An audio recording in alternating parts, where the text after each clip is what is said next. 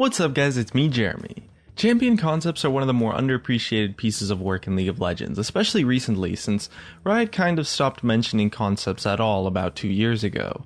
But if we take a look back, there's a lot of cool champions that have had some potential to get made that kind of slipped under the rug but are actually super cool to take a look at. And a really long time ago, back when Riot actually shared information about their cancelled champions and concepts that were still in development, one of the concept artists for Riot was showing off a bit of his personal portfolio on the official forums, and one of the things that was in there was some information surrounding the champion concept known as Marduk, the Fisher of Souls. Marduk is a champion concept that was brought up a really long time ago, and although there hasn't been any news on him for a long while, he still does have a little bit of potential since he is a fairly fleshed out concept.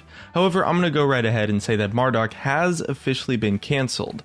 So as for how much potential he actually has to be released, I can't exactly say, but despite that, it's not impossible for his character to be revived into someone else. And Marduk especially is super cool to me since he is someone that was being developed around the beta of League of Legends.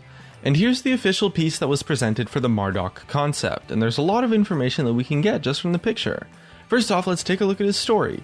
His lore excerpt reads, "Many years ago, the archaeologist known as Dr. Mark Strauss vanished during an expedition to the caves south of Arden.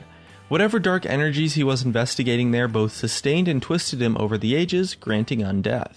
Now known as Marduk, this skeletal fisherman thrives on the life force of other creatures. It is this hunger that has finally drawn him out of the caves and back towards civilization."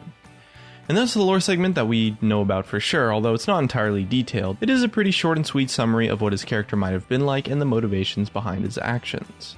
As for his character, Marduk is some kind of undead fisherman, and judging by his title, there's probably some undead magic involved with him as well. I'd imagine that based on the backstory of him being an archaeologist in the past, he's a little bit of an intellectual, but maybe the dark energy consumed him now, and he's a little bit more intense and serious, and especially villainous.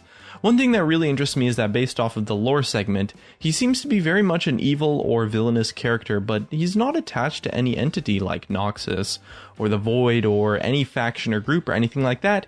He kinda just wants to feast on people. As for his abilities and gameplay design, there's a lot that you can get from just the original concept picture. His basic weapon looked like it was a harpoon kind of thing, so it's likely that he had a melee basic attack. He also had some kind of a pickaxe weapon, so maybe one of his abilities involved using the pickaxe to attack someone for like a nice chunk of damage. I mean, he does look a lot like a miner with that helmet too, and his story does involve spending a lot of time in caves, so an ability involving the pickaxe isn't too far-fetched. As well, one of his abilities was called Net Toss, and it looks like it was a skill shot that threw out a net that would probably damage and root enemies hit by it for a short period of time. It was probably area of effect and not single target like Rengar's kind of is, and in addition, he also had an ability called Grim Reeler, and judging by the picture, it looks like he throws out a fishing hook and maybe reels in a target, so maybe it's like some kind of crowd control effect that you could launch out and reel someone in at you, or maybe it's just like some kind of ranged harass. And he had like some kind of a soul meter that measures the amount of souls he collected, so my best guess for that is that he had some sort of mechanic, maybe it was his passive, that revolved around collecting souls from unit kills in the game. And the souls lasted for a short period or maybe a medium amount of time, and based on how many souls he collected, he would power up his soul meter or energy kind of thing, and based off of that, his abilities would get stronger or perhaps gain empowered effects. Now that seems like a pretty cool mechanic for a gameplay design. You collect souls and then you unleash them for like this super powerful effect. It's kind of like a much more proactive and impactful version of Thresh's passive. Maybe it made his abilities get new effects, or maybe it just made them flat out stronger, but regardless, that kind of minigame collection that has a much more meaningful impact is something that we haven't entirely seen yet in the game, and could be really cool to play with, and is something that gives Marduk a little bit of that unique flavor that every champion in the game needs to have. But this is kind of just speculation based off of the picture.